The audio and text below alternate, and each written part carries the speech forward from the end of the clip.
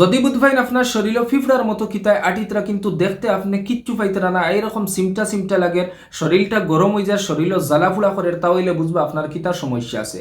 ডাক্তারি সমস্যা হইতে পারে, নতুবা জিন্নাতি কোনো সমস্যা হইতে পারে। প্রথমত আপনি ডাক্তারের চিকিৎসা নিবা। 1 নম্বর হইল গিয়া কোনো সময় ডায়াবেটিসের কারণে এইরকম হইয়া থাকে। 2 নম্বর হইল গিয়া কোনো সময় শরীরে ঘুম কম হওয়ার কারণে এইরকম হইয়া থাকে।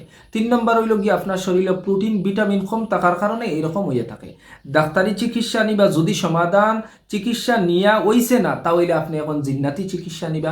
প্রথমত আপনি নিজে চিকিৎসা করবা। 1 নম্বর হইল গিয়া ডেইলি আপনি 1বার হোক 2বার হোক আয়াতুল কুরসি পড়িবা। 2 নম্বর হইল গিয়া আপনি সূরাতুল ইখলাস, ফালাক, নাস সকালে 3বার করিয়া আর বিকালে 3বার করিয়া কন্টিনিউ পড়তে থাকবা। আর 3 নম্বর হইল গিয়া আপনি আল্লাহর তসবিহ জিকির ডেইলি যা পারেন আপনি পড়িবা। আর 4 নম্বর হইল গিয়া সময় মতো আপনি নামাজ আদায় করবা। এর বাদেও যদি দেখা যায় এই ডিফেক্ট গেছে না, এই সমস্যা আপনার সমাধান হইছে না, তাহলে যারা শরীয়তুল লাইনে চিকিৎসা করেন, জিন্নাতি চিকিৎসা তান্তানোর কাছে গিয়া রুকাইয়ার মাধ্যমে আপনার এই জিন্নাতি সমস্যাটা সমাধান করবা।